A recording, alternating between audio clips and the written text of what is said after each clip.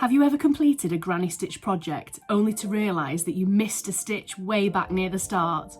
Or regretted a colour choice you made and wished you could swap it for another one?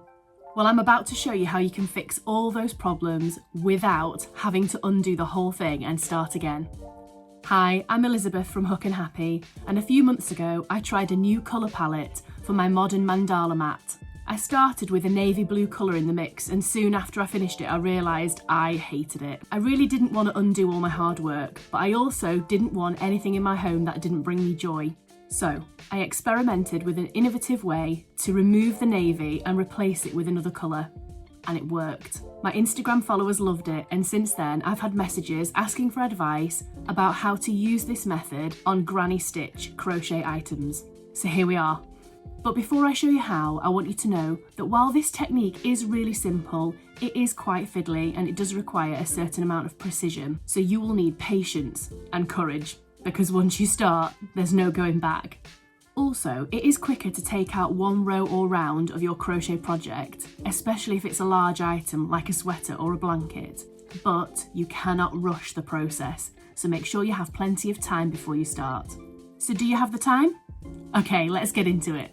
As you can see here, I've crocheted this basic granny square with shades of green, white and red. And now I'm going to take away all the red and swap it for a shade of pink instead. So for this method you will need a pair of scissors, a large needle, the same size crochet hook that you used for your project, the new yarn that you would like to replace your row or round with, and some contrasting yarn to the colours in your project. I'm going to use black for this. Start by threading your large needle with the end of the contrasting yarn. This black yarn is going to act as a support system to hold the stitches of the next round in place while we remove the red that we don't want. If we don't put something there to hold these stitches in position, the whole thing will start to fall apart. So before we remove anything, we are putting our holding yarn in place. It's important that it is a contrasting colour so that you don't end up cutting the wrong yarn at the end. It doesn't matter at all where we start this, so let's go for a corner group. We are inserting the needle into the loops of the next round. Along the top of the round we are removing. In this case I'm following the red, taking care to go in between the strands of each loop of the white yarn. This is the bit that requires precision.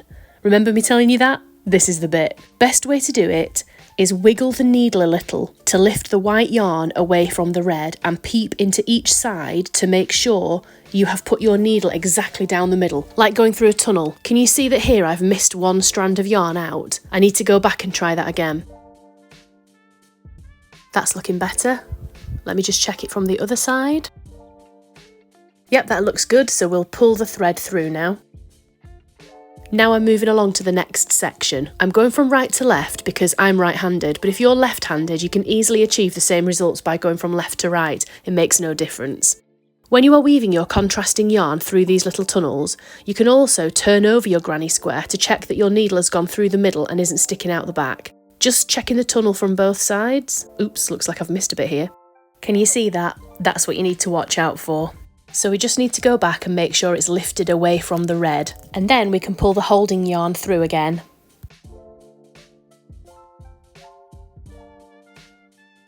I'm going to speed up the video now to show you the next few sections.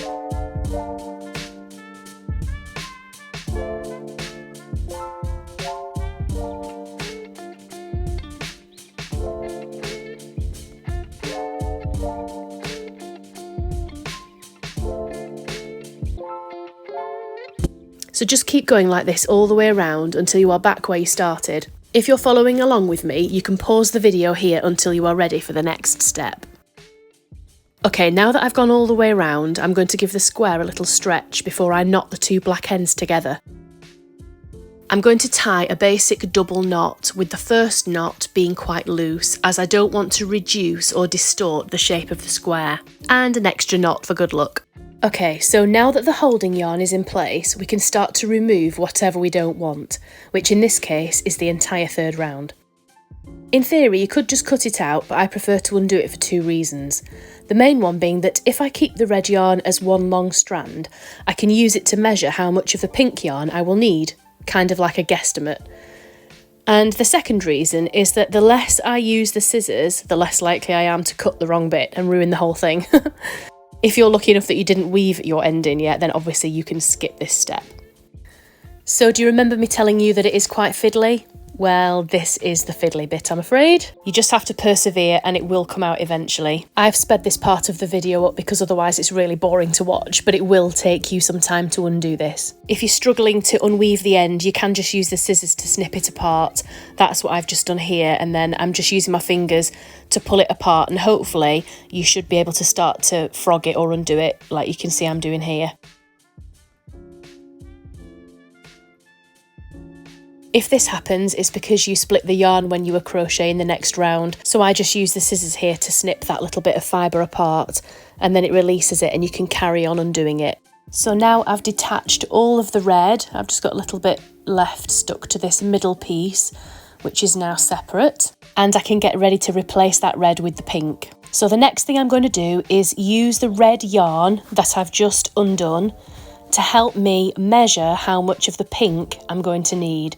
It's just a rough guesstimate, and it's always a good idea to add a bit of extra yarn on at the end just to account for differences in tension. I might crochet it slightly differently this time, or just to be on the safe side, because there's nothing worse than not having enough yarn.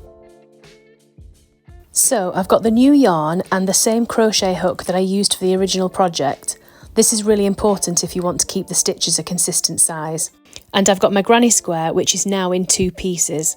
When I crocheted this granny square originally, I turned it over after each round, so some rounds are right side facing and some are wrong side facing. In other words, you can see the back of the stitches. If your project is now in several pieces like mine, it is really important to check that they are the right way round before you begin this next step. So the new stitches I'm about to make will be right side facing.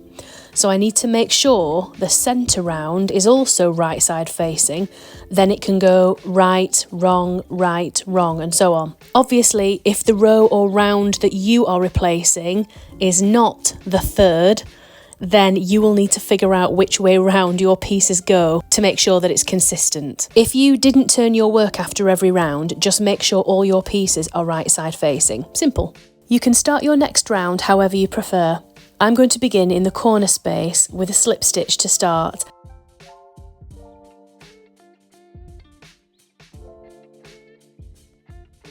And then 3 chain stitches, followed by 2 double crochet stitches into the same space. That's the first group complete. Pull up the loop so it's nice and big enough to get your finger in it. You'll see why in a minute. Then, next job is to thread all of the remaining yarn through the first group of white loops. Insert the hook through the loops towards the new yarn.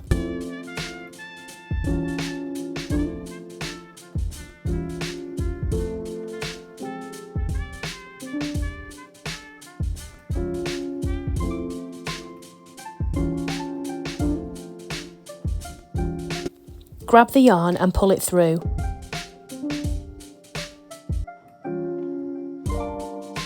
Did you notice how I have also put my finger in the working loop to lock it in place, so when I pull the yarn through, I don't accidentally undo my new stitches? Once the yarn is through, I'm going back in with my hook and pulling the loop through as well.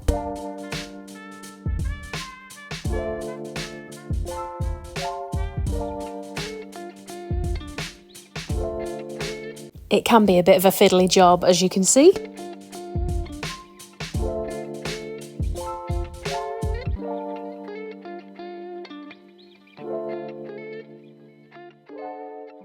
Then insert your hook and pull the loop tighter so that you can regain your tension ready to start the next group of stitches.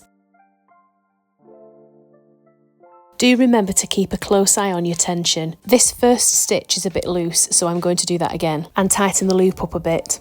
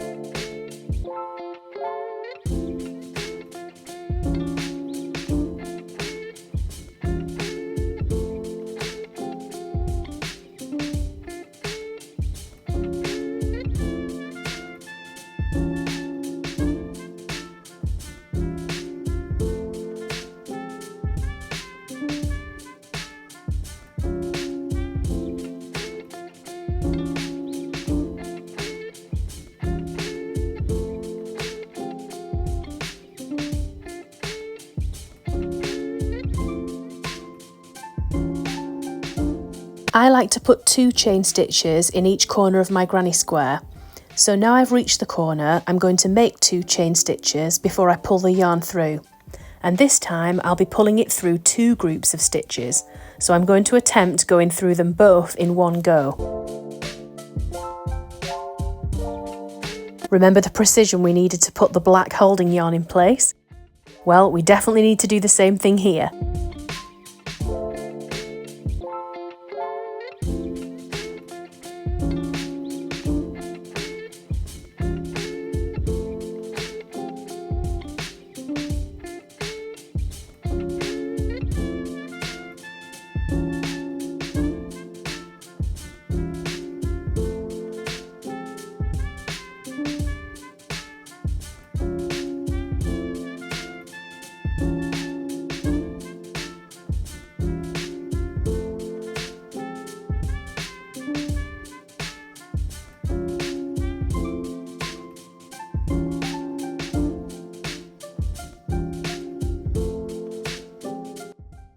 Okay, you can start to see how this is shaping up, so just repeat this process as many times as you need to get to the end of the row or round. I'm going to speed up the video now and I'll catch up with you when we're nearly done.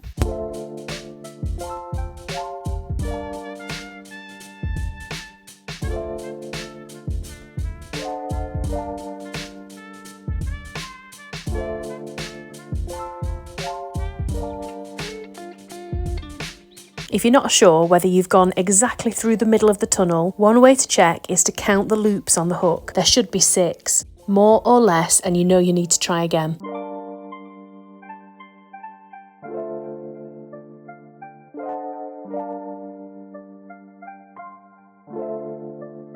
Here we are on the last one. Now we need to join the round together. If this was the final round, I would be using an invisible join, but because this join will be hidden, I'm just going to slip stitch into the top of the 3 chains and then fasten off. If you don't know how to do an invisible join yet, I have a tutorial for that which is linked in the description box below. Now I just need to weave my ends in. I like to use my needle to move one end towards the other so that I can knot them together.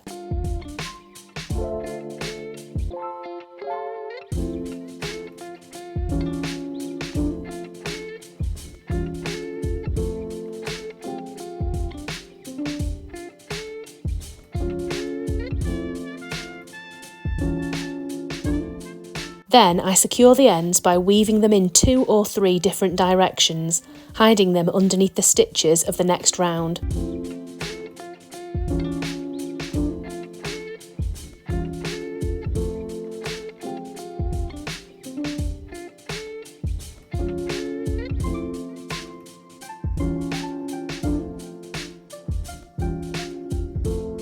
Then snip off the extra and wiggle a little until the ends disappear. All that's left to do is to remove the holding yarn. Snip and pull. Simple as that.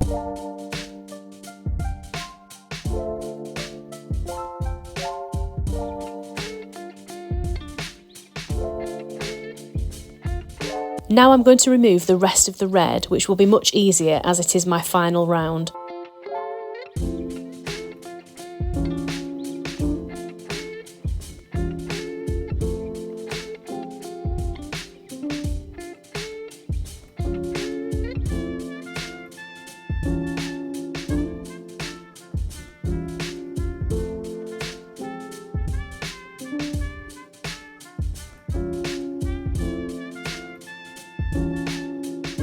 I'm just checking that my piece is still the right way round before I begin the final round with the pink.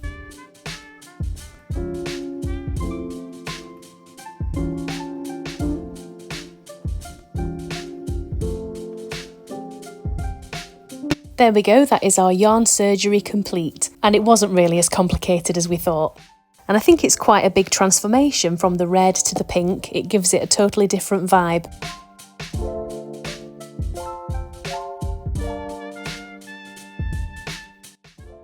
I really hope you found this video useful and that it helps you feel confident that you can fix some crochet mistakes and gives you the courage to try. Let me know in the comments how you get on with your yarn surgery, and remember to like and subscribe if you would like to see more tips and tutorials from me. Thanks for watching!